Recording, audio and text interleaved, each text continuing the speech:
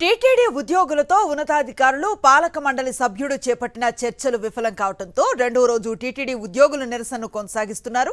TTD ఉద్యోగిపై అసభ్యకరంగా దుర్భాషలాడిన పాలక మండలి సభ్యుడు నరేష్ను తక్షణమే తొలగించాలంటూ ఉద్యోగ సంఘాలు మౌన నిరసనకు దిగారు. నరేష్ టీటీడీ ఉద్యోగులకు బహిరంగ క్షమాపణ చెప్పాలని వారు డిమాండ్ చేస్తున్నారు. తమ డిమాండ్లపై ప్రభుత్వం స్పందించకపోతే ఈ నెల 24న జనరల్ బాడీ సమావేశంలో భవిష్యత్ కార్యాచరణ ప్రకటించేందుకు సిద్ధమవుతున్నట్లుగా టీటీడీ ఉద్యోగుల ఐక్య వేదిక స్పష్టం చేసింది. పూర్తి సమాచారం అందిస్తారు మా కరెస్పాండెంట్ మూర్తి. టీటీడీ ఉద్యోగుల డిమాండ్ పై పాలకవర్గం ఏం చెబుతోంది? తదుపరి కార్యాచరణ ఎలా ఉండబోతోంది?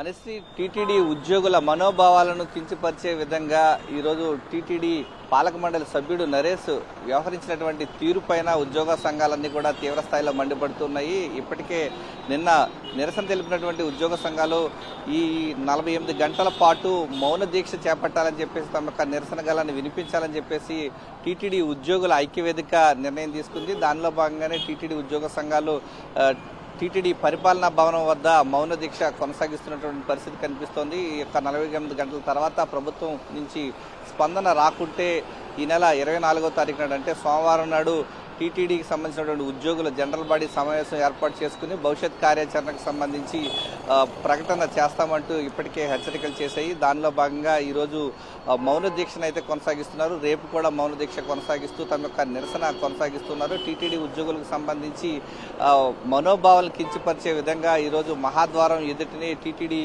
ఉద్యోగి పట్ల అనుచితంగా ప్రవర్తించినటువంటి పాలక మండలి సభ్యుడిని తక్షణమే విధుల నుంచి తొలగించాలి, ఆయనపైన క్రిమినల్ కేసులు నమోదు చేయాలి, ఆయన టీటీడీ ఉద్యోగులకు బహిరంగ క్షమాపణ చెప్పాలన్నటువంటి 3 ప్రధాన డిమాండ్లను టీటీడీ ఉద్యోగుల ఉన్నతాధికారుల దృష్టికి తీసుకువచ్చారు. ఈ క్రమంలోనే పాలక మండలి చర్చలు జరిపినప్పటికీ నిన్న విఫలమయ్యాయి.